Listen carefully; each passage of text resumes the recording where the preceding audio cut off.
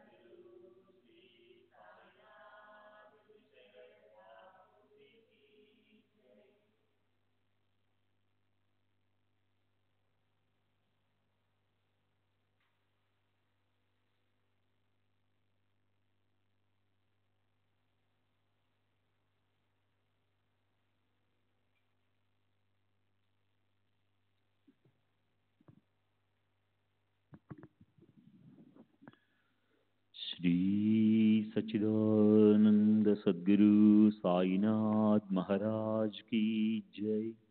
सद्गुरु श्री साईनाथ शरद बाबू जी की जय। శ్రీ సాయి భక్త అనుభవ సంహిత సెప్టెంబర్ 16వ తేదీ 1936. బాపురావు నారాయణ చాందోర్కర్ భూస్వామి, వయసు 40 సంవత్సరములు, బ్రాహ్మణుడు. తండ్రి నారాయణ గోవింద్ ఉరఫ్ నానాసాహెబ్ చందోర్కర్, గోగ్రస్వాడి, డొంబివిలి. నాకు 4 సంవత్సరాల వయసున్నప్పుడు మా నాన్న నన్ను సాయిబాబా దగ్గరకు తీసుకెళ్లాడు.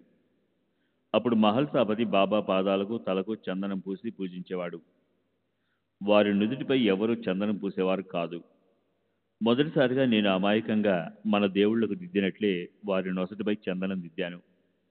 అప్పటి నుండి ఇతర భక్తులు కూడా వారి నొసటిపై చందనం పూసేందుకు అనుమతి లభించింది. ఇది జరిగింది 1900 సంవత్సరంలో.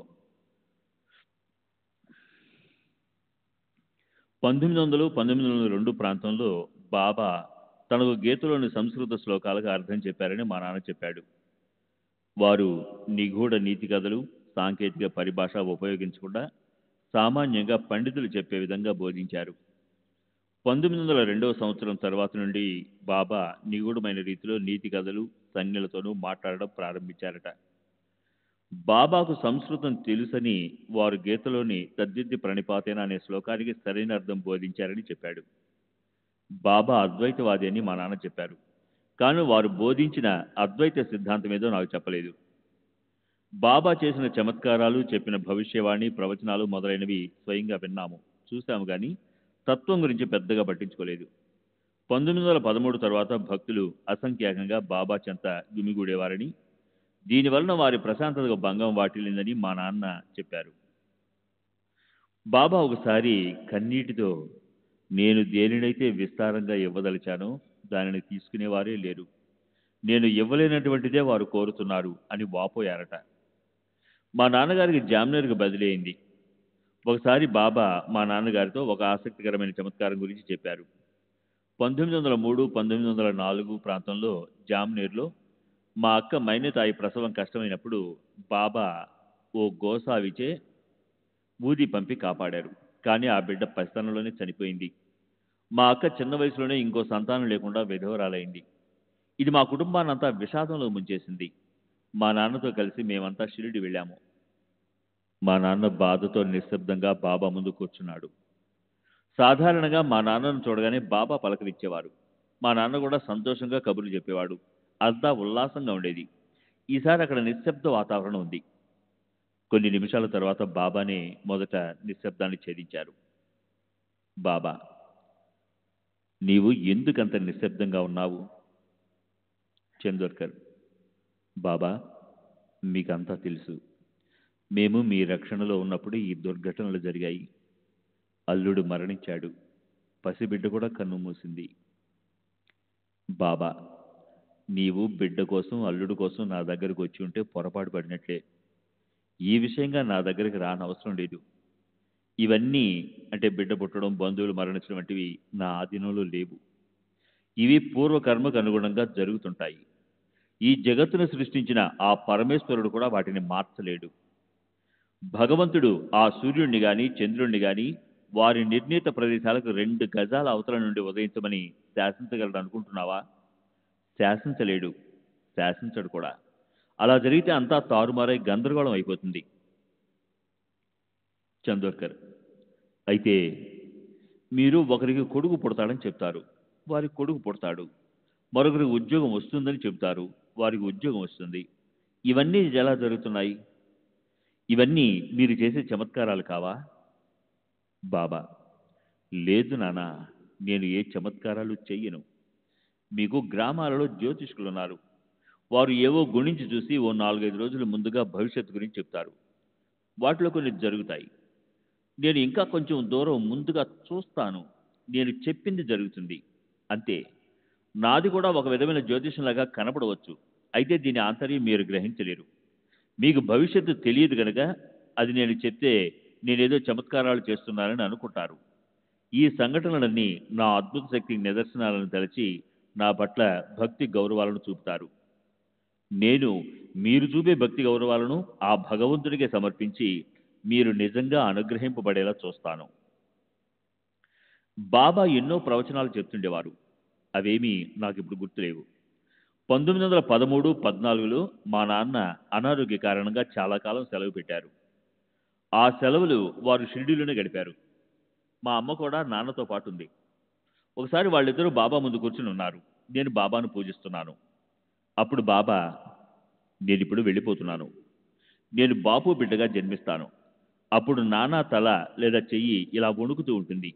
మీ అత జాయిన్ బాబుచే పోటీ జన్మ గేయిన్ त्यावेळी నానాచి మాన్ ఘట్ అషి అషి హలత్ ఆసేల్ అని చెప్పి ముసలివాళ్ల తల ఎలా వణుకుతూ ఉంటుందో అలా తమ చేతిని ఊపి చూపించారు. ఇది విని మా నాన్న నాకు కొడుకు పుట్టే వరకు తాను జీవించి ఉంటానని తలచాడు. కానీ దురదృష్టవశాత్తు మా నాన్న 1921లోనే మరణించాడు. వారు తీవ్ర అనారోగ్యంతో ఉన్నప్పుడు బాబా అంతకుముందు చెప్పిన విషయం గుర్తుకొచ్చి మా నాన్న కోలుకుంటారని అనుకున్నాను. ఎందుకంటే అప్పటికింకా వివాహం కాలేదు. నాకు అప్పటికింకా వివాహం కాలేదు, కొడుకు పుట్టలేదు. కానీ విధి నిర్ణయం మరోలా ఉంది. మా నాన్న మరణించారు. నాకు 1922లో వివాహమైంది. మా నాన్న తల ఎన్నడూ వణకలేదు. నాకు తెలిసినంత వరకు బాబా వల్లించే మంత్రాలన్నీ సంస్కృతంలో కాక అరబిక్, పర్షియన్ భాషల్లో ఉండేవి. బాబా కొండాజీతో కలిసి ఫత్యా చదివేవారు. భక్తులు తెచ్చిన కేసరి నైవేద్యం మసీదు గూటిలో పెట్టినప్పుడు బాబా మరియు కొండాజీ అరబిక్లో కానీ పర్షియన్లో కానీ, అంటే నాకు తెలియని భాషలో ఏదో ఉచ్చరిస్తుండేవారు. బాబా మహావాక్యాలు వెల్లించేవారని మా నాన్న నాతో ఎప్పుడు చెప్పలేదు. 1908లో మా నాన్న పండరిపురంలో పనిచేస్తున్నప్పుడు నేను ఆయనతో కలిసి షిరిడి వెళ్ళాను. బాబా మా నాన్నను నైవేద్యంగా పూరణ పొళ్ళు చేసి తీసుకుని రమ్మన్నారు. ఆయన అలాగే చేసి బాబాకు సమర్పించి బాబాను తనకు బసవకు వచ్చి భోంచేయమన్నారు. బాబా నేను వస్తాను వెళ్ళు అన్నారు. బాబా తమ భౌతిక దేహంతో తన బసకు రారు అని మా నాన్న తెలుసుకుని నిరాశతో వెళ్ళిపోయాడు. ఇది జరిగేటప్పుడు మాధవరావు దేశపాండే బాబా చెంతనే ఉన్నాడు. మసీదు నుండి ఆయన బాబాతో వెళ్ళిపోయిన తర్వాత బాబా షామాతో, నాన్న ఎంతో కాలం నుండి నాతో కలిసి ఉన్నప్పటికీ నేను ప్రతి చీమ, ఈగ మొదలైన ప్రాణులలోనూ ఉంటానన్న సత్యాన్ని గ్రహించలేకపోయాడని అతనితో చెప్పు అన్నారు. జీవరాశులన్నింటిలోనూ తాము ఉన్నామని బాబా చెప్పారు. ఇదే నేను బాబా నుండి ప్రత్యక్షంగా కానీ పరోక్షంగా కానీ విన్న గొప్ప సత్యం. బాబా ఎప్పుడు అద్వైతాన్ని గురించి కానీ వేదాంతానికి సంబంధించి సుదీర్ఘ ధర్మోపన్యాసాలు కానీ చేసినట్టు నాకు గుర్తులేదు. వారు సాధారణమైన విషయాల గురించి మాట్లాడేవారు. ఉదాహరణకు దానం చేయండి, మంచి పనులు చేయండి, సత్యాన్ని పలకండి మొదలైనవి. నేను చిన్నవాడిగా ఉన్నప్పుడు నీ తల్లిదండ్రుల మాటలు విను, మీ అమ్మకు పనులలో సహాయం చేస్తూ ఉండు, ఎప్పుడూ నిజం మాత్రమే చెప్పు అని చెప్పేవారు. అంతేగాని వారెప్పుడు నాతో మంత్రాల గురించి భగవంతుడి గురించి మాట్లాడలేదు. బాబానే నా రక్షకులని నా అచంచల విశ్వాసం.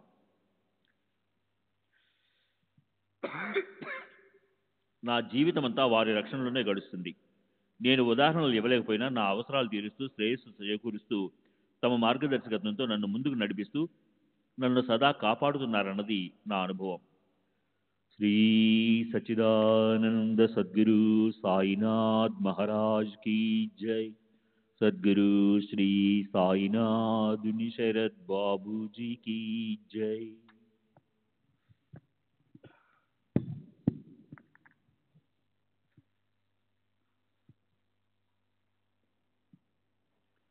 సెప్టెంబర్ 17వ తేదీ 1936 శ్రీమతి చంద్రాబాయి కీర్తిశేషులు రామచంద్ర బోర్కర్ భార్య, వయసు 66 సంవత్సరాలు, బిల్లేపార్లే. శ్రీ సాయిబాబాను నేను గత 44 సంవత్సరాల నుండి పూజిస్తున్నాను.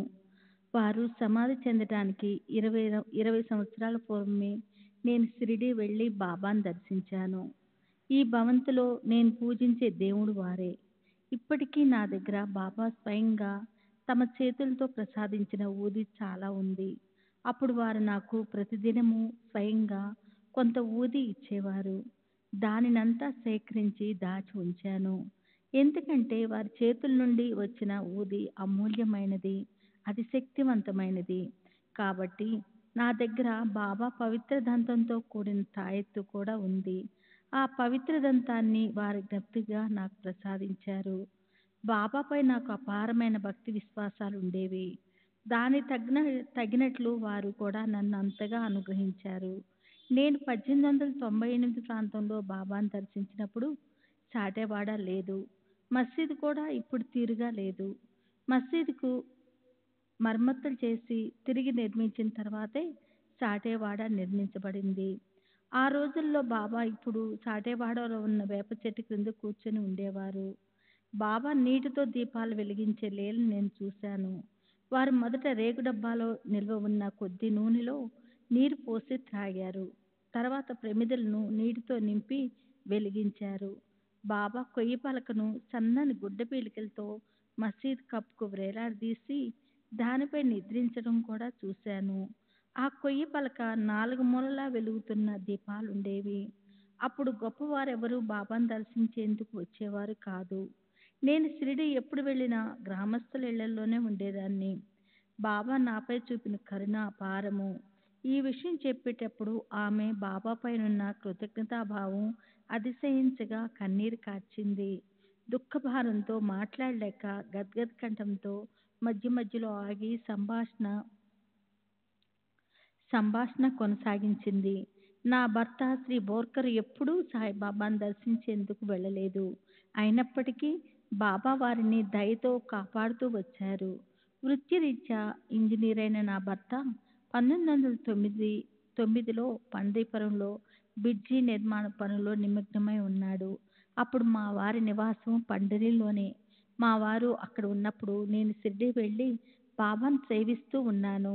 ఒకరోజు బాబా, నీవు పండీపురం వెళ్ళటం మంచిది, నేను నీ వెనకే వస్తాను, నాకు ఏ వాహనాలు అక్కర్లేదు అని నన్ను వెంటనే బయలుదేరమన్నారు. నేను వెంటనే బయలుదేరాను. అక్కడ ఏం జరిగిందో ఏమో, నేను పండ్రి వెళ్ళేటప్పటికి నా భర్త అక్కడ లేడు. అతను ఉద్యోగానికి రాజీనామా చేసి బొంబాయి వెళ్ళినట్టు తెలిసింది. అది విన్న వెంటనే నాకు దుఃఖం ఆగలేదు. నా దగ్గర కొన్ని రూపాయలు మాత్రమే ఉన్నాయి. అదీ కాక నాతో మరి 2 మిత్రులు కూడా ఉన్నారు. నా దగ్గరున్న డబ్బుతో మేము ముగ్గురము కుర్దువాడి వరకు వెళ్ళగలిగాము. కుర్దువాడిలో దిక్కుతోచని స్థితిలో ఆలోచిస్తూ ఉన్నాము. అకస్మాత్తుగా ఒక పకీరు నా ముందుకు వచ్చి, దేని గురించి దీర్ఘాలోచన చేస్తున్నావు అని అడిగారు. అతనికి నేనేమి జవాబు చెప్పలేదు. అతను, నీ భర్త దోండ్లో ఉన్నాడు, ఈ ఇద్దరితో వెంటనే అక్కడికి వెళ్ళు అన్నాడు. కానీ రైలు ఛార్జీలకు డబ్బు ఎక్కడి నుంచి వస్తుందో తెలపమని అతన్ని అడిగాను. ఆ ఫకీర్ వెంటనే దోండుకు 3 టికెట్లు నా చేతిలో పెట్టి వెళ్ళిపోయాడు. నేను టికెట్లు తీసుకొని ఆ ఇద్దరితో కలిసి దోండు వెళ్ళే రైలు ఎక్కాను. ఆ సమయంలో నా భర్త దోండు స్టేషన్లో ఒక బల్లపై కూర్చొని టీ తాగుతూ కునికిపాట్లు పడుతున్నాడు. అప్పుడు ఒక ఫకీరు వచ్చి, ఎందుకు నా తల్లిని ఇలా నిర్లక్ష్యం చేస్తున్నావు? ఆమె ఇంకాసేపటికి వచ్చే రైలులో పలానా బోగి నుండి దిగబోతుందని బోగి నెంబర్ కూడా చెప్పాడు. నా భర్త ఉలిక్కిపడి, ఎవరి ఫకీరు, ఎందుకు ఇలా చివాట్లు పెడుతున్నాడు అనుకుంటూ పైకి చూశాడు. కానీ ఫకీరు అంతర్ధానమయ్యాడు. ఇంతలో రైలు వచ్చింది. నా భర్త నన్ను కలుసుకొని ఇంటికి తీసుకెళ్ళి తనకు ఫకీర్ కనిపించిన విషయం చెప్పి, నేను పూజించే సాయిబాబా ఫోటో చూపించమని అడిగాడు. నేను చూపించాను. దాన్ని చూసిన తర్వాత తనకు ప్లాట్ఫారంపై కనిపించిన ఫకీరు సాయిబాబానే అని రూఢీ చేసుకున్నాడు. నా గురుబంధువైన ఉపాసిని మహారాజు షిరిడీ విడిచి ఖరగ్పూర్ వెళ్ళటానికి ముందు ఒక గురు పూర్ణిమ రోజున పూజా ద్రవ్యాలు నైవేద్యం తీసుకొని వెళ్ళి వారిని పూజించమని బాబా నన్ను ఆదేశించారు. అలాగే నేను మహారాజ్ దగ్గరికి వెళ్ళి ఇది బాబా ఆదేశంగా చెప్పి వారిని పూజించాను. మహారాజు నన్ను నిరోధించకుండా పూజను స్వీకరించారు. ఆ ఒక్కసారి తప్ప తిరిగి వారెప్పుడూ పూజించలేదు. నేను ఉపాసిని మహారాజుని ఒక గురుబంధువుగా పరిగణించాను. కానీ చాలామంది షిరిడీ వాసుల వలె వారిని ద్వేషించలేదు. బాబా ఎవరిని ద్వేషించవద్దని, ఈర్ష్య, అసూయ, విరోధము, పోటీ మొదలైన భావాలకు చోటివ్వద్దని, ఎవరైనా నిన్ను ద్వేషించి విరోధిస్తే మౌనంగా నామాన్ని ఆశ్రయించి వాళ్ళకి దూరంగా ఉండమని తరచూ చెప్తుండేవారు. ఉపాసిని మహారాజుపై నాకున్న అభిప్రాయాన్ని ఇతరులకే గాక మహారాజ్ కూడా నన్ను సరిగ్గా అర్థం చేసుకోలేదు. 2 సంవత్సరాల క్రితం ఉపాసిని పంచకన్య సంస్థాన స్థాపనలో మార్పులు తెచ్చే సందర్భంలో ఏర్పాట్లు చూడటానికి నేను సాకోరి వెళ్ళాను. అప్పుడు కూడా మహారాజు నాకు వారితో విరోధ భావం ఉన్నట్లు అపార్థం చేసుకొని విడిగా మాట్లాడేందుకు అవకాశం ఇవ్వలేదు. నేను తిరిగి వచ్చేశాను. 1918లో బాబా సమాధి చెందడానికి ముందు తర్వాత కూడా వారు నా వాళ్ళపైన చూపిన దయ, కరుణ అంతులేనివి. తాము దేహత్యాగం చేసిన తర్వాతే నా శ్రేయస్సు గురించి బాబా ముందే యోచించారు.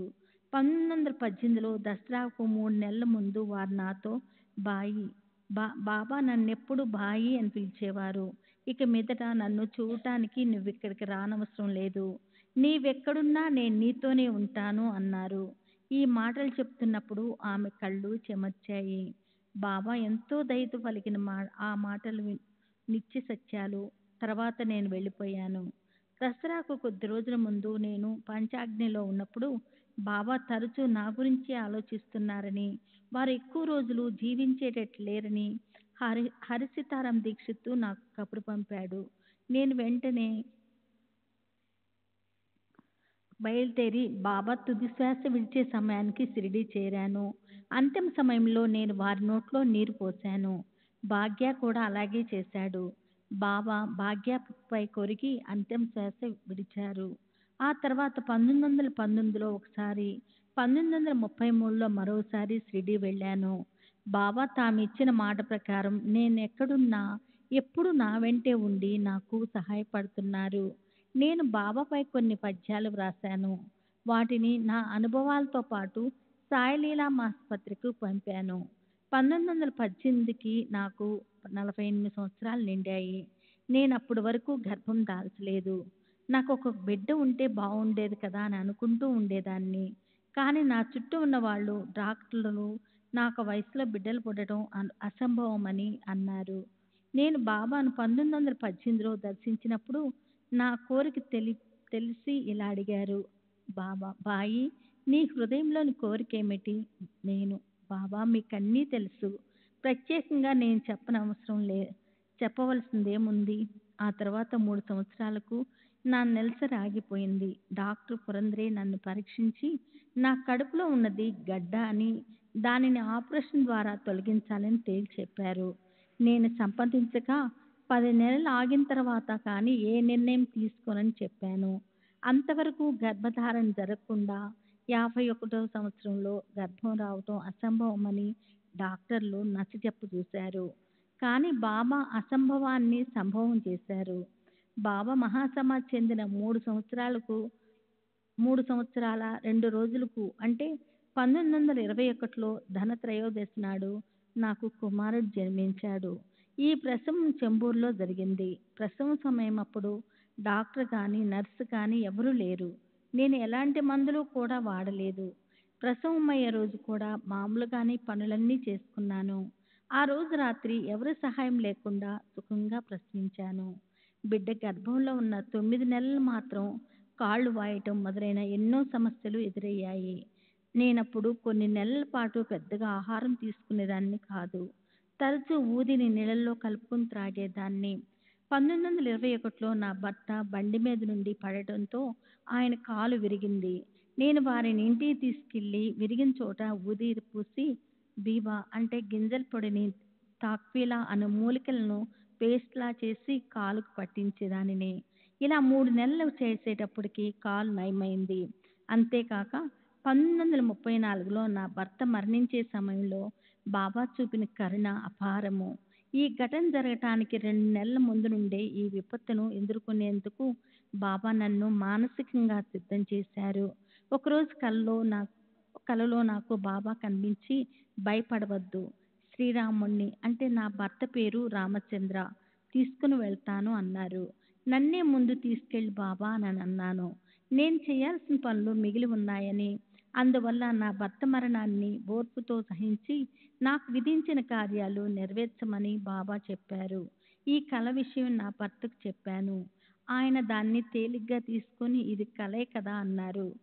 ఆ సంఘటన చాతుర్మాసం ముగియటానికి 2 నెలల ముందు జరిగింది.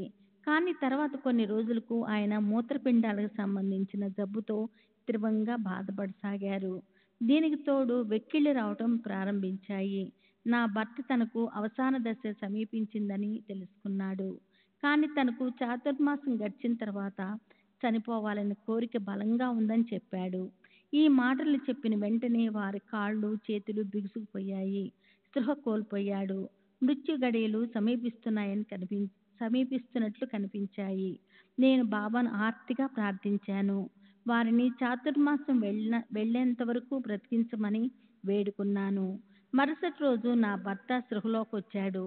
కాళ్ళల్లో కదలిక వచ్చింది. వారు చాలా ఉల్లాసంగా కనిపించారు. చాతుర్మాసం ముగిసి 7 రోజులు గడిచాయి. కార్తీక పౌర్ణమి వచ్చింది. ఆ రోజు అర్ధరాత్రి వారు టీ తాగి నన్ను బాబాకు హారతి ఇవ్వమన్నారు. హారతి ఇచ్చిన తర్వాత విష్ణు సహస్రనామం పెద్దగా చదవమన్నారు. నేను చదవటం మొదలుపెట్టి మరుసటి ఉదయం డాక్టర్లు వచ్చేంత వరకు కొనసాగించాను. డాక్టర్లు నా భర్తను పరీక్షించి కోలుకుంటాడని చెప్పాడు. కానీ నాకు తెలుసు నా భర్త ఆ మధ్యాహ్నమో సాయంత్రమో మరణిస్తాడని. నేను వారికి త్రాగటానికి గంగ నీరిచ్చాను. నీరు తాగిన కాసేపటికి శ్రీరామ్ శ్రీరామ్ అన్నాడు. ఇంతలో ఒక కుర్రవాడు వచ్చి మా వారిని బాబా అని పిలిచాడు. వారు ఓ అని లేవటానికి ప్రయత్నిస్తూ శ్రీరామ్ శ్రీరామ్ అని ఉచ్చరిస్తూ అంతిమ శ్వాస విడిచాడు. నేను నా భర్త ప్రక్కనే ఉండి వారికి ఉత్తమ గతి ప్రసాదించమని బాబాను శ్రీకృష్ణుణ్ణి ప్రార్థించాను. ఆ విధంగా నా భర్త భగవంతుణ్ణి బాబాను ప్రార్థిస్తూ బాబాను స్మరిస్తూ మరణించాడు. నా భర్త జీవితానికి మంచి ముగింపు ఇవ్వటంతో బాబా అనుగ్రహం ప్రస్ఫుటంగా కనిపించింది. మా వారు మరణించిన తర్వాత నా కుమారుని పోషణ, ఈ భవంతిని నిలబెట్టుకోవాల్సిన బాధ్యత నాపై పడ్డాయి.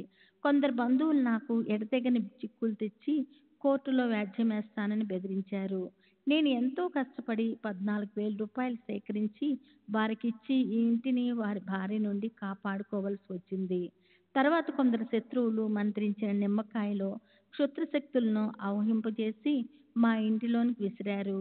మాకు హాని చేయాలని, మా ఇంటిని ఎవరూ అద్దెకి తీసుకోకూడదని వారు అలా చేశారు.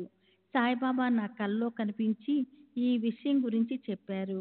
నేను వెంటనే మా మనిషిని గోవాకు పంపి అక్కడున్న మా కులదైవాన్ని ప్రార్థించి ఆ దేవి అనుగ్రహంతో ఆ క్షుద్ర ప్రయోగాన్ని మంత్రాలను తిప్పికొట్టేటట్టు చేశాను. శ్రీ సచ్చిదానంద సద్గురు సాయినాథ్ మహారాజ్ కీ జై. సద్గురు శ్రీ సాయినాథుని శరద్ బాబూజీ కీ జై. సెప్టెంబర్ 19వ తేదీ 1936 శ్రీ బల్వంత్ హరి కార్నిక్, కస్టమ్స్ డిపార్ట్మెంట్, బొంబాయి రేవు. వయసు 54 సంవత్సరాలు. Godbunder road, Bandra. నేను సాయిబాబా భక్తుడను. ఇంటిలో సాయిని పూజించటమే కాక ప్రతి సంవత్సరం వారి దర్శనార్థం క్రమం తప్పకుండా షిరిడీ వెళ్తూ ఉంటాను.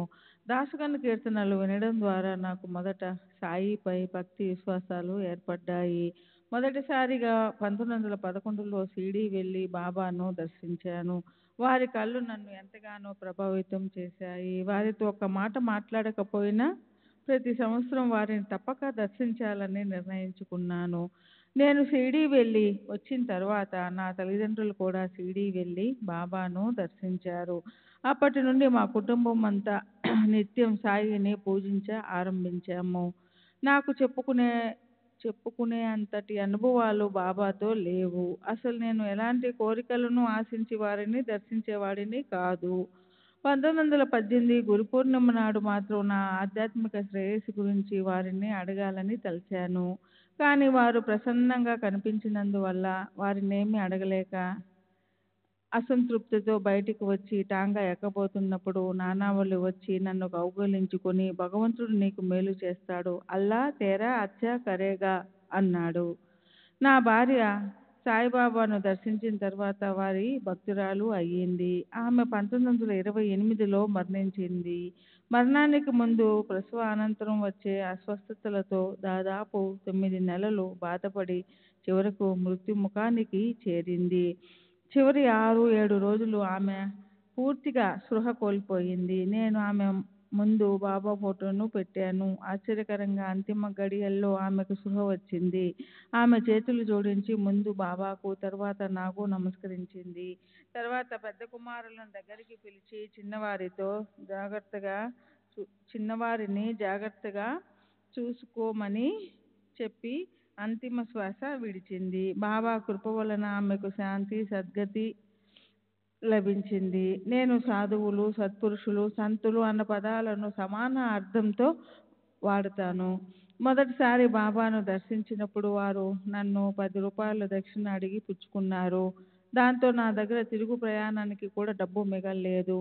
ఏం చేయాలో తోచని స్థితిలో ఉన్నప్పుడు నా స్నేహితుడు టోసర్, ప్రస్తుతం స్వామి నారాయణాశ్రమం వాయి, నా స్నేహితుడు టోసర్ కలిసి నాకు కావాల్సిన డబ్బు అప్పుగా ఇచ్చాడు.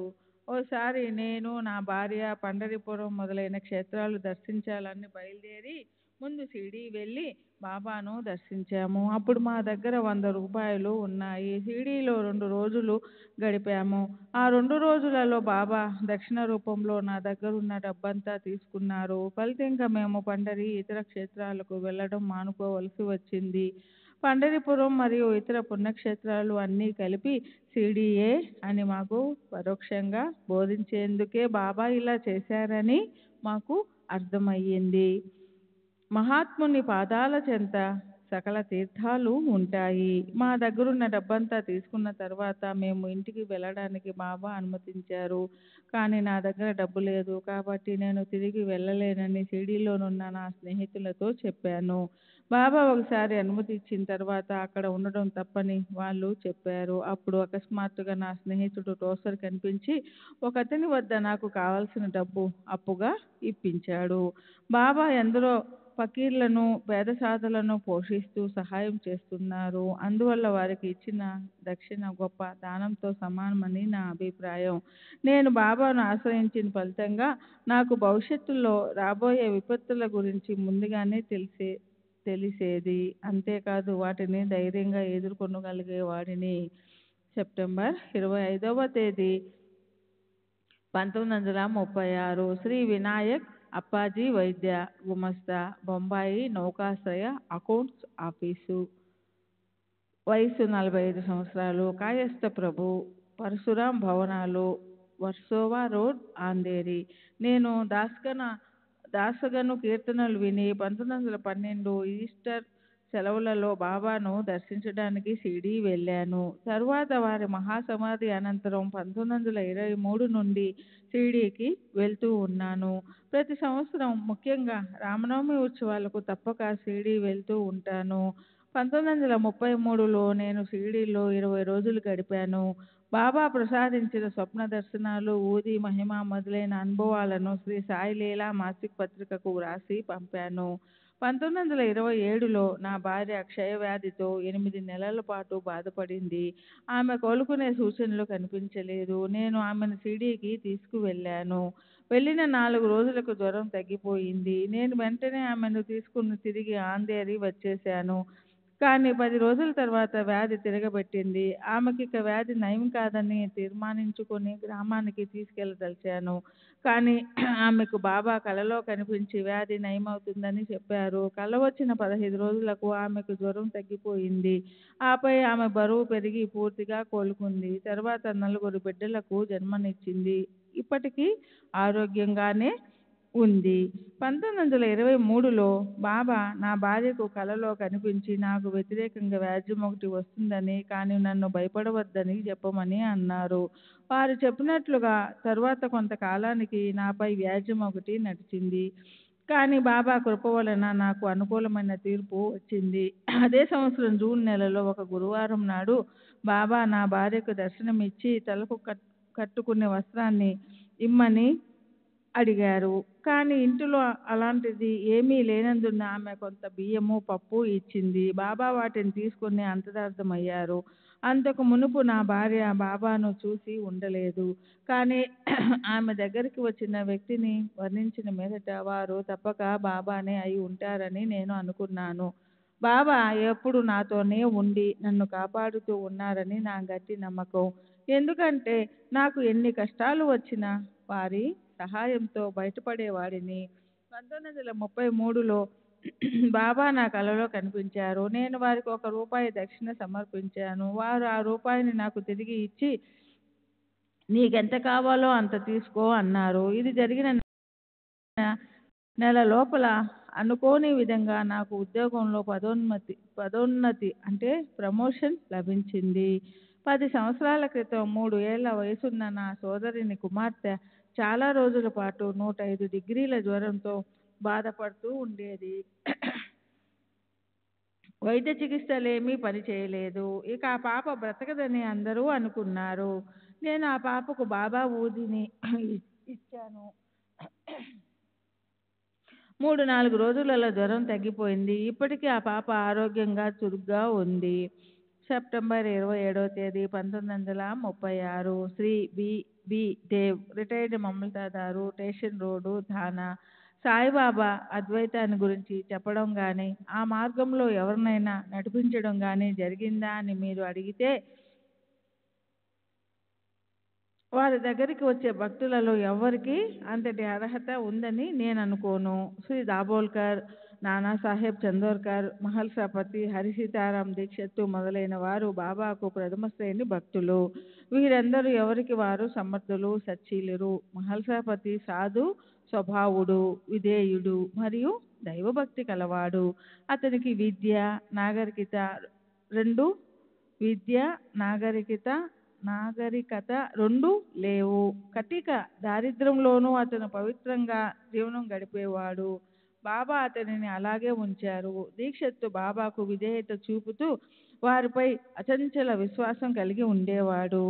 ఆధ్యాత్మిక విషయాలలో అతను ప్రారంభ దశలో ఉన్నాడు. అతని ఆధ్యాత్మిక ప్రగతి కోసం ఏకనాథ భాగవతాన్ని పారాయణం చేయమని బాబా ఆదేశించారు. నానాసాహెబ్ చందోర్కర్కు సంస్కృతం తెలుసు. అతను భగవద్గీతను అధ్యయనం చేస్తూ ఉండేవాడు. నేను 1911లో పదవీ విరమణ చేసి బాబా వద్దకు వెళ్ళాను. దీక్షిత్ ఆదేశానుసారం బాబాకు పాదపూజ చేయబోయాను.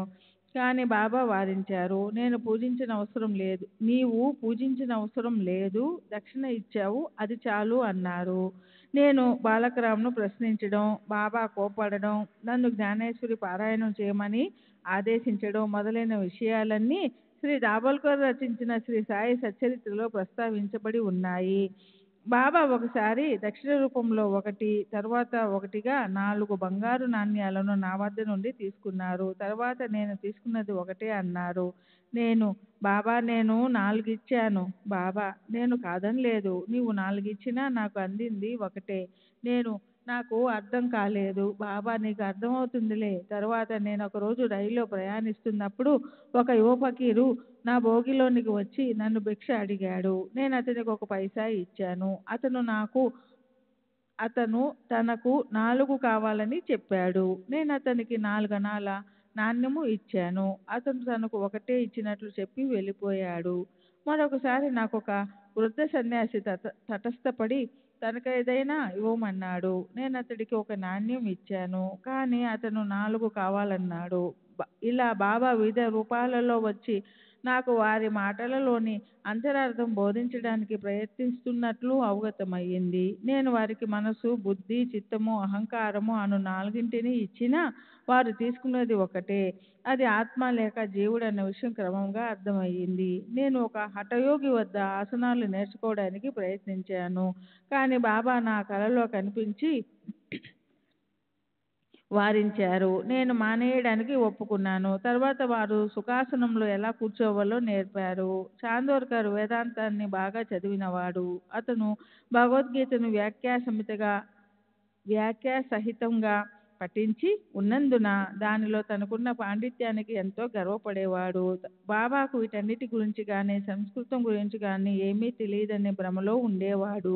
ఒకరోజు బాబా ఒక చిన్న సంఘటన ద్వారా అతనిలోని అహంకారాన్ని అణిచివేశారు. ఆ రోజుల్లో బాబా వద్ద జన సందోహం అంతగా ఉండేది కాదు. నానా వంటి సన్నిహిత భక్తులకు మసీదులో బాబాను ఏకాంతంగా కలుసుకొని మాట్లాడే అవకాశం ఉండేది. ఒకరోజు నానా బాబా చెంత కూర్చొని ఉన్నాడు. బాబా, నానా, ఏమిటి నీలో నీవే ఏదో కొనుక్కుంటున్నావు? నానా, నేను ఒక సంస్కృత శ్లోకాన్ని వల్లిస్తున్నాను. బాబా, ఏ శ్లోకాన్ని? నానా, భగవద్గీతలోనిది. బాబా, పెద్దగా చెప్పు. అప్పుడు నానా భగవద్గీత 4వ అధ్యాయంలో 34వ శ్లోకాన్ని ఇలా వల్లించాడు. నానా, తద్వినితి ప్రణిపాతేన పరిప్రశ్నేన సేవయా ఉపదేక్షాంతి తే జ్ఞానం జ్ఞానిన సత్వదర్శిన. బాబా, నానా, నీకది అర్థమయ్యిందా? నానా, అయ్యింది. బాబా, నీకు అర్థమైతే నాకు చెప్పు. నానా, దాని తాత్పర్యం ఇది. గురువుకు సాష్టాంగ నమస్కారం చేసి ప్రశ్నించి సేవించి తద్వారా ఈ జ్ఞానం అంటే ఏమిటో తెలుసుకో. అప్పుడు నిజమైన జ్ఞానాన్ని పొందిన జ్ఞానులు నీకు జ్ఞానాన్ని ఉపదేశిస్తారు. బాబా, నానా, నాకు శ్లోకం యొక్క తాత్పర్యం అక్కర్లేదు. శ్లోకంలోని ప్రతి పదానికి ఉన్న అర్థాన్ని వ్యాకరణ సమితంగా వివరించు. శ్రీ సచ్చిదానంద సద్గురు సాయినాథ్ మహారాజ్ కీ జై. సద్గురు శ్రీ సాయినాథుని శరత్ బాబూజీ కీ జై. నాన్న ప్రతి పదం యొక్క అర్థాన్ని వివరించాడు. బాబా, నాన్న, గురువుకు కేవలం సాష్టాంగ నమస్కారం చేస్తే చాలునా? నాన్న, ప్రణిపాత అనే పదానికి సాష్టాంగ నమస్కారం అనే అర్థం గాక మరో అర్థం నాకు తెలియదు. బాబా పరిప్రశ్న అంటే ఏమిటి? నాన్న ప్రశ్నించడం. బాబా ప్రశ్న అంటే అదే ప్రశ్నించడం. బాబా ప్రశ్న పరిప్రశ్న రెండింటికి ఒకే అర్థం వచ్చినట్లయితే వ్యాసుడు ప్రశ్నకు ముందు పరి అనే పదాన్ని ఎందుకు వాడారు? వ్యాసుడు ఏమైనా తెలివి తక్కువ వాడా? నాన్న పరిప్రశ్న అన్న పదానికి నాకు మరో అర్థం ఏమీ తెలియదు. బాబా సేవ అంటే ఏ విధమైన సేవ? నాన్న మేము ఎప్పుడూ చేస్తున్నటువంటిదే. బాబా ఈ రకమైన సేవ చేస్తే చాలునా? నాన్న సేవకు మరో అర్థం ఏదైనా ఉందేమో నాకు తెలియదు. బాబా తరువాత వరుసలో ఉపదేక్షించితే జ్ఞానం అనే పద సముదాయంలో జ్ఞానానికి బదులు మరే పదం ఏమైనా ఉపయోగించవచ్చునా? నాన్న ఉపయోగించవచ్చు. బాబా ఏమిటి ఆ పదం? నాన్న అజ్ఞానం. బాబా జ్ఞానానికి బదులు అజ్ఞానం అనే పదం ఉపయోగిస్తే ఈ శ్లోకంలో వేరే అర్థం ఏమైనా వస్తుందా? నాన్న లేదు. శంకర భాష్యంలో అటువంటి పదప్రయోగం ఏదీ చేయబడలేదు. బాబా అతను చేయకపోయినా పర్వాలేదు. జ్ఞానానికి బదులు అజ్ఞానం అనే పదాన్ని ఉపయోగిస్తే మరింత మేలైన అర్థం వచ్చేటట్లయితే ఆ పదం వాడేందుకు అభ్యంతరం ఏమైనా ఉంటుందా? నాన్న లేదు. కానీ ఆ శ్లోకంలో అజ్ఞానం అనే పదాన్ని ఉపయోగించడం ఎలాగో నాకు అర్థం కావడం లేదు. బాబా కృష్ణుడు అర్జునుడిని తత్వదర్శనులను జ్ఞానులకు సాష్టాంగపడమని ప్రశ్నించమని సేవ చేయమని ఎందుకు చెప్పాడు? కృష్ణుడు స్వయంగా తత్వదర్శి కాడా? వారు నిజానికి జ్ఞానస్వరూపులే కదా? నాన్న అవును, కృష్ణుడు జ్ఞానస్వరూపుడే. కానీ ఇతర జ్ఞానులను సేవించమని వారు ఎందుకు సూచించారో నాకు తెలియడం లేదు. బాబా నీకది అర్థం కాలేదా అని అడుగగానే నానాకు తల కొట్టేసినట్లు అయింది. అతని అహంకారం పటాపంచలైంది. తరువాత బాబా అతనికి ఇలా వివరించసాగారు. 1. జ్ఞానుల ముందు కేవలం సాష్టాంగ పడటమొక్కటే చాలదు. సద్గురువుకు సర్వస్వ శరణాగతి చెందాలి. 2. ఊరికే ప్రశ్నించడం చాలదు. నిజమైన ఆసక్తితో ఆధ్యాత్మిక ఉన్నతిని మోక్ష సాధనను దృష్టిలో పెట్టుకుని ప్రశ్నించాలి. దురుద్దేశంతో గాని దుర్బుద్ధితో గాని గురువును ఇరికించడానికి గాని వారి తప్పులు ఎంచడానికి గాని కాలక్షేపానికి గాని ప్రశ్నించకూడదు. 3. సేవ అంటే ఇష్టమున్నప్పుడు చేసేది, లేనప్పుడు మానేది కాదు. ఈ శరీరానికి యజమాని తాను కాదని, ఇది గురువుకు చెందినదేనని, కేవలం గురువుని సేవించుట కొరకే ఈ శరీరం ఉన్నదని భావించాలి. ఈ విధంగా చేస్తే శ్లోకంలో చెప్పినట్లు సద్గురువు జ్ఞానాన్ని బోధిస్తారు అని బాబా చెప్పారు. కానీ గురువు అజ్ఞానాన్ని బోధించడం అంటే ఏమిటో నానాకు అర్థం కాలేదు. బాబా జ్ఞానాన్ని ఉపదేశించడం ఎలా? అజ్ఞానాన్ని నిర్మూలించడమే జ్ఞానం. జ్ఞానేశ్వరి 18వ అధ్యాయం 87వ శ్లోకంలో ఇలా ఉంది. ఓ అర్జున, అజ్ఞాన నిర్మూలన ఈ విధంగా ఉంటుంది. కళ నిద్ర అదృశ్యమైతే నీవుగా మిగులుతావు. అలాగే అజ్ఞానం తొలగిపోతే జ్ఞానం మిగులుతుంది. భగవద్గీత 16వ శ్లోకం గురించి జ్ఞానేశ్వరి 83వ పద్యంలో ఇలా ఉంది. అజ్ఞానాన్ని నశింపచేయడమే జ్ఞానమని కాక జ్ఞానానికి ప్రత్యేక నిర్వచనం ఏదైనా ఉందా? చీకటిని పారద్రోలడమే వెలుగు. ద్వైతాన్ని నశింపచేయడమే అద్వైతం. ద్వైతాన్ని నశింపచేయడం గురించి మాట్లాడేటప్పుడు అద్వైతాన్ని గురించి, చీకటిని పారద్రోలడం గురించి మాట్లాడేటప్పుడు వెలుతురు గురించి ప్రస్తావిస్తాము. అద్వైతమును పొందాలంటే ద్వైత భావమును మనలో నుండి తీసివేయాలి. అదే అద్వైత స్థితిని పొందడం. ద్వైతములోనే ఉండి అద్వైతమును గూర్చి ఎవరు మాట్లాడగలరు? ఎవరైనా ఆ స్థితిని పొందితే తప్ప ఆ వాస్తవాన్ని గ్రహించడం ఎలా సంభవం? శిష్యుడు కూడా మూర్తీభవించిన జ్ఞానమే. సద్గురువు శిష్యుని మధ్య ఉన్న భేదము, వారి మనోవైఖరి, సత్యాన్ని గ్రహించుట, అద్భుతమైన మానవాతీత శక్తి, సాటిలేని సామర్థ్యము, దివ్యశక్తి సంపన్నత. సద్గురువు నిర్గుణుడు, సచ్చిదానందుడు. జగత్తును మానవాళిని ఉద్ధరించుటకు మానవ రూపం ధరించినవాడు. దాని వలన వారి అసలైన నిర్గుణ స్వభావము, అస్తిత్వము, దివ్యశక్తి, జ్ఞానము కొంచెము కూడా మార్పు చెందదు. శిష్యుడు కూడా అట్టి స్వరూపము కలవాడే. కానీ అతని అనేక జన్మల సంస్కారాల వల్ల కలిగిన అజ్ఞానము తాను శుద్ధ చైతన్యము అనే సత్యాన్ని దృష్టికి రానియకుండా కప్పివేస్తుంది. భగవద్గీత 5వ అధ్యాయంలోని 15వ శ్లోకం, అజ్ఞానేనావృతం జ్ఞానం తేన ముహ్యాంతి జంతవగా లో చెప్పినట్లుగా నేను సామాన్య జీవుడను, దీనుడను, అల్పుడును అని శిష్యుడు అనుకుంటాడు. గురువు ఈ అజ్ఞానమనే మూలాలను నిర్మూలించి ఉపదేశము ఇవ్వాలి. లెక్కలేనన్ని జన్మల నుండి సంపాదించిన అజ్ఞానమును గురువు నిర్మూలించి ఉపదేశించవలను. ఎన్ని జన్మలెత్తినా శిష్యునిలో ఆ భావాలు చెక్కు చెదరకుండా ఉంటాయి. తాను అల్పుడును అని అనుకుంటున్న శిష్యునికి గురువు అనేక జన్మల నుండి నీవు దైవానివి, శక్తిమంతుడువు, సంపన్నుడువు అని బోధించగా తాను నిజంగా దైవమన్న సత్యాన్ని కొద్ది కొద్దిగా గ్రహిస్తాడు. తాను శరీరమని, తానొక జీవినని లేక అహంకారమని, దైవము జగత్తు తన నుండి భిన్నమన్న ఆలోచన ఎన్నో జన్మల నుండి నిరంతరంగా కొనసాగుతున్న ఒక భ్రమ. దీనిపై ఆధారపడి చేసిన కర్మల ఫలితంగా అతడు సుఖాన్ని, దుఃఖాన్ని లేదా ఈ రెంటి యొక్క మిశ్రమాన్ని అనుభవిస్తున్నాడు. ఈ భ్రమను, తప్పిదాన్ని, అజ్ఞానపు మూలాలను నిర్మూలించేందుకై అతను విచారణను ఆరంభించాలి. ఈ అజ్ఞానము ఎట్లు మొదలైంది, అది ఎక్కడ ఉన్నది అన్న విషయాన్ని చూపించడాన్ని గురుపదేశం అంటారు. ఈ క్రింద చెప్పబడినవి అజ్ఞాన లక్షణాలు. 1. నేను జీవుడను. 2. ఈ శరీరమే నేను. 3. దేవుడు, జగత్తు, జీవుడు వేరు. 4. నేను దేవుడిని కాను. 5. శరీరము, ఆత్మ ఒకటి కాదని తెలియకపోవడం.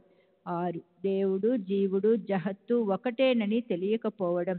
ఈ తప్పులను శిష్యుని దృష్టికి తెస్తే గాని దేవుడు, జీవుడు, జగత్తు అంటే ఏమిటో, వాటి మధ్య ఉన్న సంబంధము ఏమిటో, అవి ఒకదాని నుండి ఒకటి వేరైనవా లేక అవన్నీ ఒకటేనా అన్న విషయాన్ని తెలుసుకోలేడు.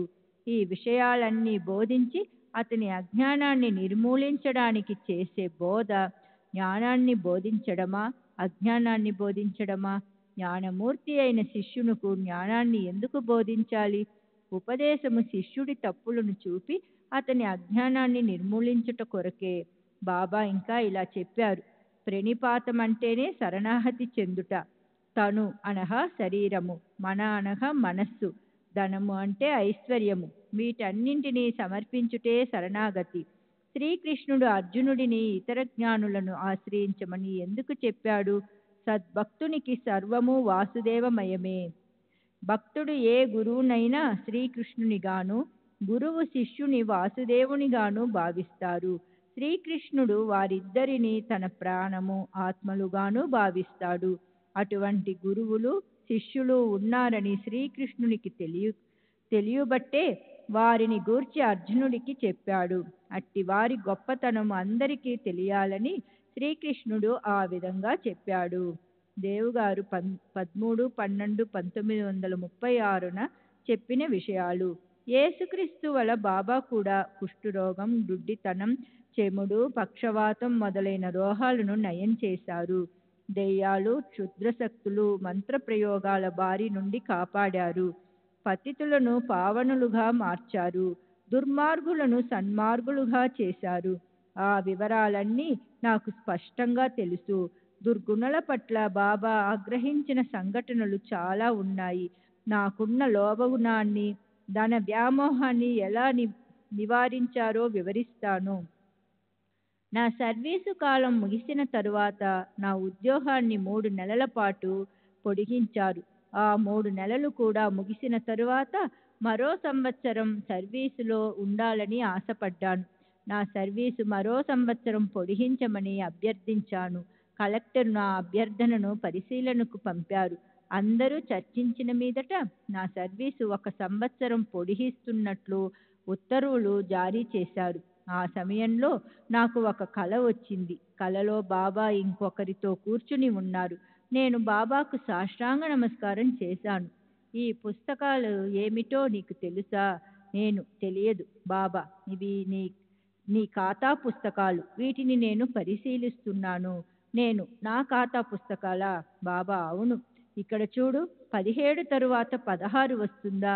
లేక 16 తరువాత 17 వస్తుందా? నేను 16 తరువాతే 17 వస్తుంది. బాబా, మరి నీ ఖాతాలో 17 తరువాత 16 ఎలా వచ్చింది? నేను, అది ఎలా జరిగింది బాబా? బాబా, చూడు నీ ఖాతా ఇదిగో అంటూ తెరిచిన పుస్తకాన్ని నా వైపు విసిరారు. నేను దానిని పరీక్షించాను. అది నా ఖాతా పుస్తకమే. అవును బాబా, నా ఖాతాలో 17 తర్వాతే 16 వచ్చింది. ఇది ఎలా జరిగింది అని అడిగాడు. తరువాత నేను ఆ కళ యొక్క అంతరార్థాన్ని గురించి ఆలోచించాను. అది నాకు బోధపడింది. శ్రీ సచ్చిదానంద సద్గురు సాయినాథ్ మహారాజ్ కీ జై. సద్గురు శ్రీ సాయినాథ్ నిసరత్ బాబూజీ కీ జై. శ్రీ సచ్చిదానంద సద్గురు సాయినాథ్ మహారాజ్ కీ జై. సద్గురు శ్రీ సాయినాథ్ నిసరత్ బాబూజీ కీ జై. సెప్టెంబర్ 18వ తేదీ 1936. శ్రీ శ్యామారావు జైకర్, చిత్రకారుడు, వయసు 70 సంవత్సరములు, విలేపార్లే. నేను 1916-17 ప్రాంతంలో షిరిడీ వెళ్ళాను. అక్కడ నేను కొందరితో కలిసి నివసించేవాడిని.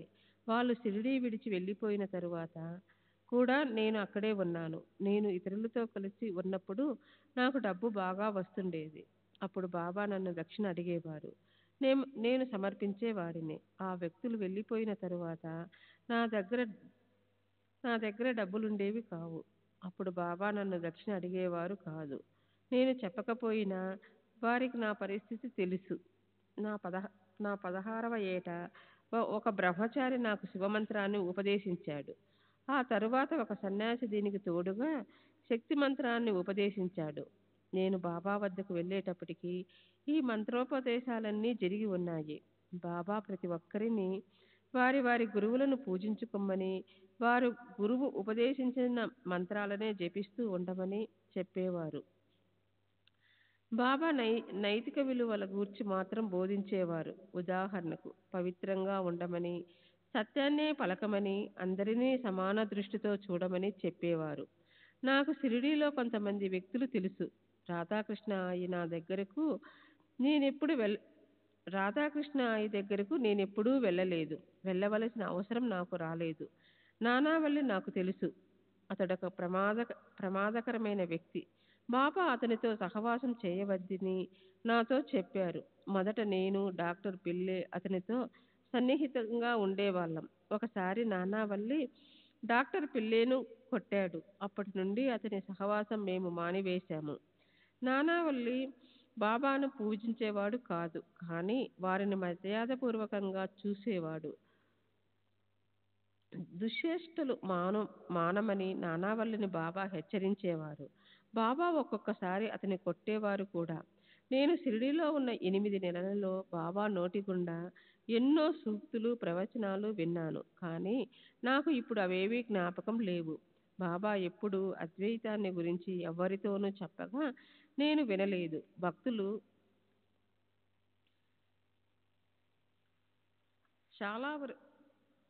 భక్తులు చాలా వరకు ఆరోగ్యము, ఐశ్వర్యము మొదలైన ప్రాపంచిక కోరికలను ఆశించి మాత్రమే బాబాను దర్శించేవారు.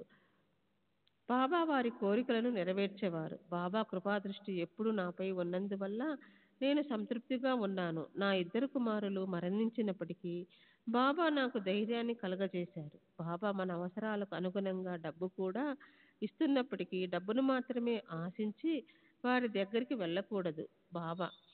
బాబా తమ మసీదు గోడలన్నీ బంగారంతో చేసినవని, ప్రజలు ఇక్కడికి వచ్చి ఈ సంపదనంతా బండ్లలో నింపుకొని తీసుకు వెళ్ళాలని కోరుకునేవారు. కానీ అలా తీసుకుపోయేవారు ఎవరూ లేరని వాపోయేవారు. 17-10-1936 నాడు చెప్పిన విషయాలు. రావు బహదూర్ ఎంవి ప్రధాన్ నిలువెత్తు బాబా తైలవర్ణ చిత్రాన్ని గీయమని నన్ను కోరాడు. అందుకని నేను బాబాను స్వయంగా చూడడానికి మొదటిసారిగా షిరిడీ వెళ్ళాను.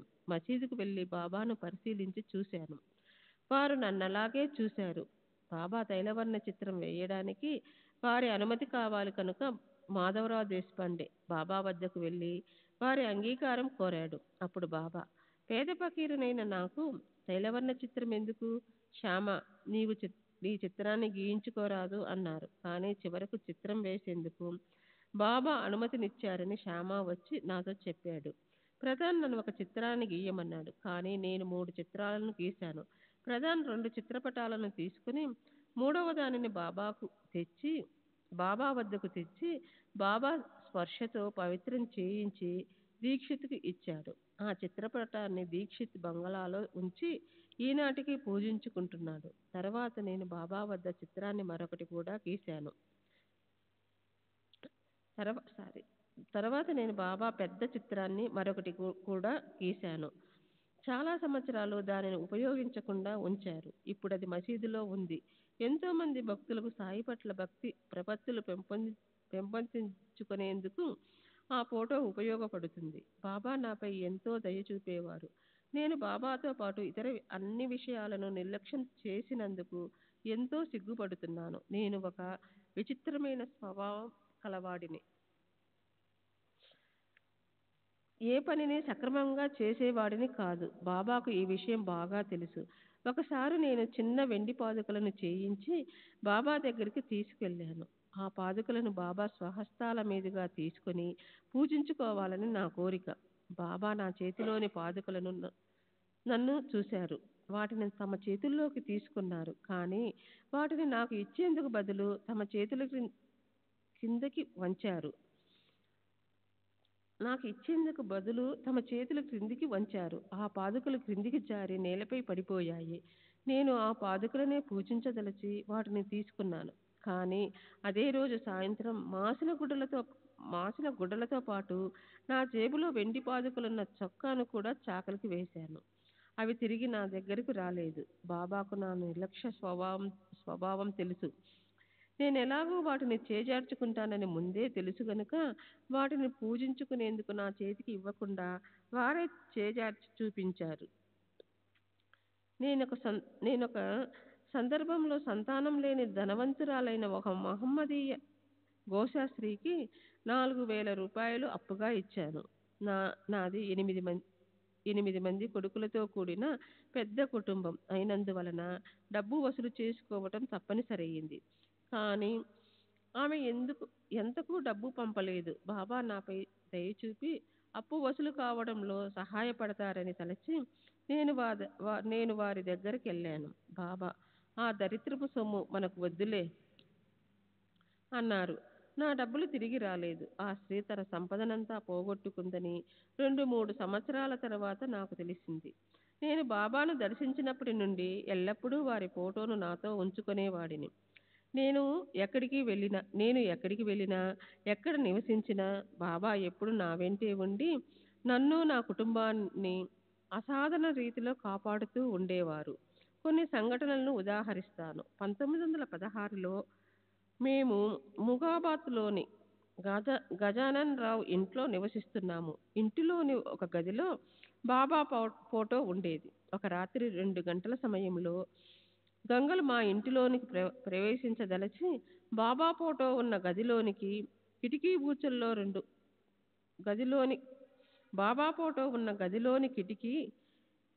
ఊచల్లో 2 వంచి తీసేయగలిగారు. ఒక సందుగుండా లోనికి ప్రవేశించి ఇల్లంతా దోచుకునే ప్రయత్నం చేస్తున్నారు. ఆ ఇంటి వేరొక భాగంలోని వరండాలో ఒక మంగలి నిద్రిస్తున్నాడు. అతనికి ప్రతిదినము వేకువజామున 4 గంటలకు లేచి ఇంటి చుట్టూ తిరిగి వెళ్ళి కాలకృత్యాలు తీర్చుకునే అలవాటుంది. ఆ రోజు అతను ఎందుకో ఆశ్చర్యకరంగా 2 గంటలకే మేల్కొని ఇంటి వెనుకకు వచ్చాడు. అతన్ని చూసి దొంగలు పరుగందుకున్నారు. అతను ఆ దొంగలను చూసి దొంగలు అని పెద్దగా అరిచేసరికి మేమందరము లేచాము. దొంగలు ఇంటిలోనికి దూరకుండా సరైన సమయానికే మమ్మల్ని నిద్రలేపి మా ఇల్లు దోచుకొనబడకుండా బాబానే మమ్మల్ని రక్షించారని మేమందరము నిర్ధారించుకున్నాము. 1917లో శ్రీ సచ్చిదానంద సద్గురు సాయినాథ్ మహారాజ్ की जय. సద్గురు శ్రీ సాయినాథుని శరత్ బాబూజీ की जय.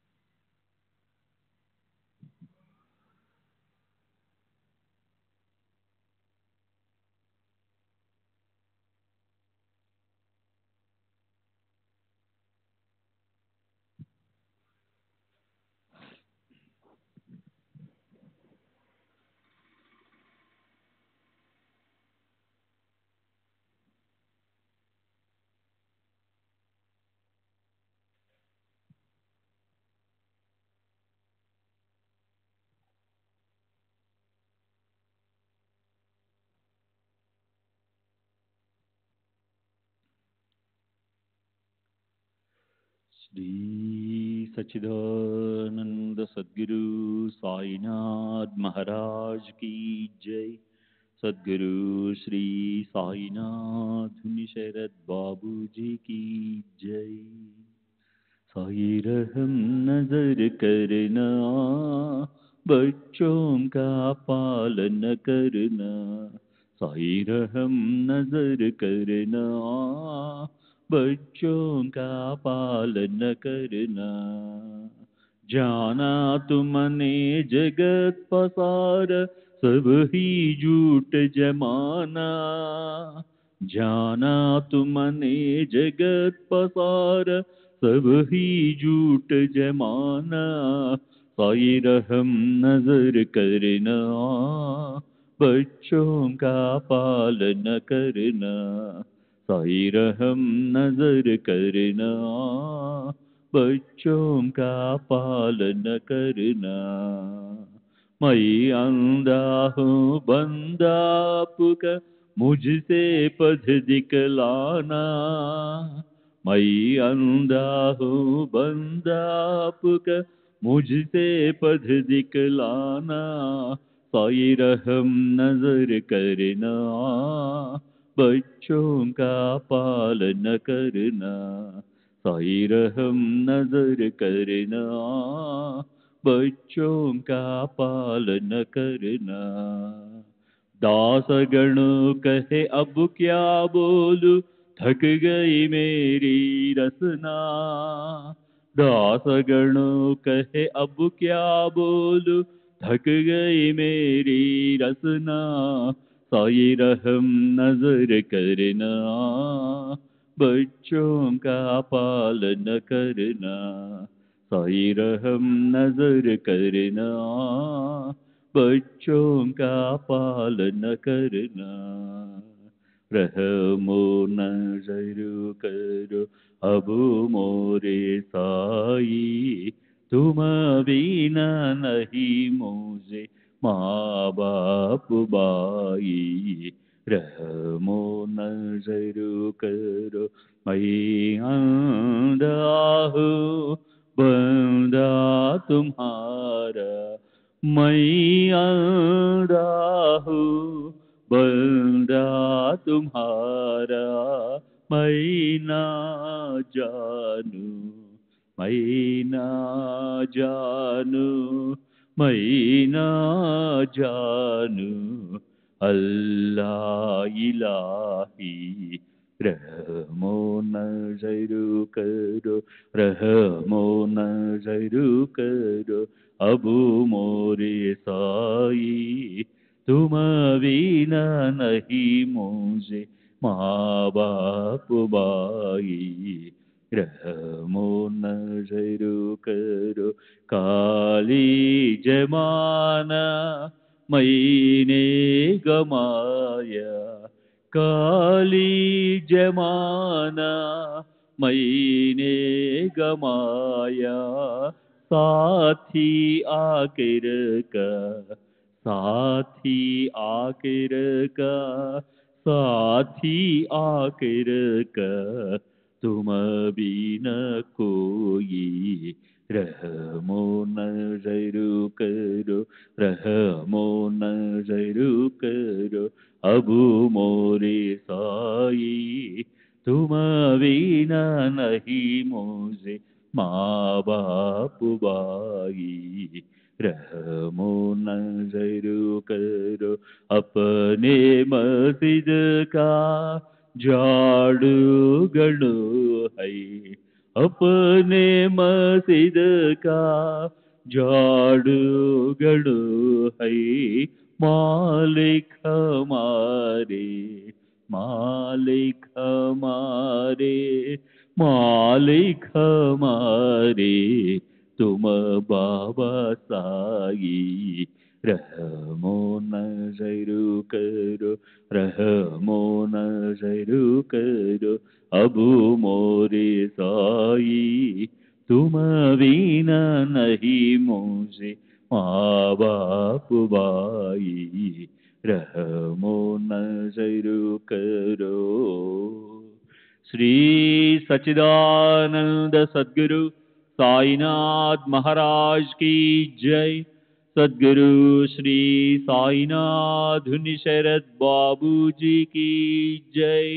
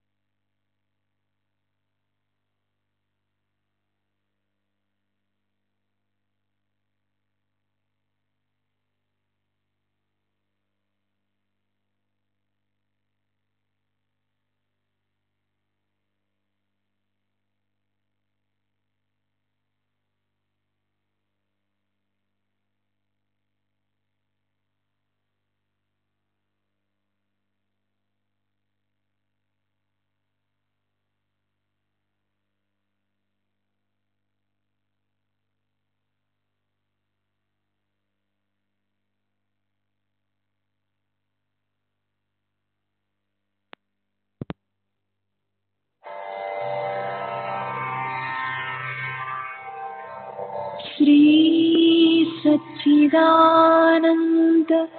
सद्गुरु साईनाथ महाराज की जय।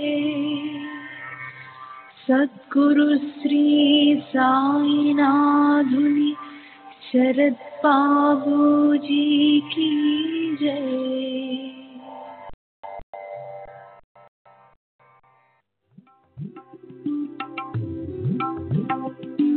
साई बाबा साई बाबा साई बाबा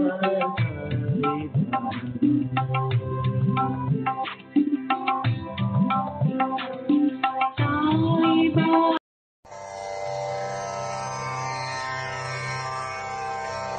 श्री सच्चिदानंद सद्गुरु साईनाथ महाराज की जय। सद्गुरु श्री साईनाथुनि शरद बाबू जी की जय।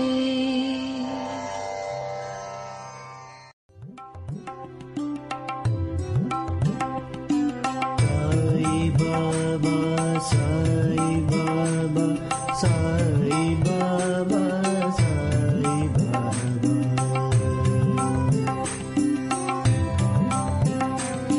साई बाबा साई बाबा साई बाबा साई बाबा।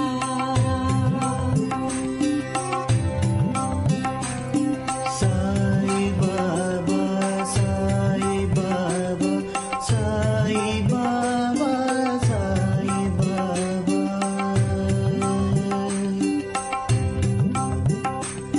साई बाबा साई बाबा साई बाबा साई बाबा।